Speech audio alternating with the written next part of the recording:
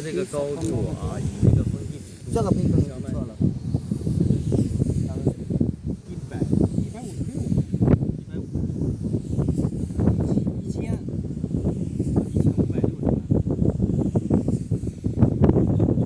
এ হচ্ছে আমাদের জমি।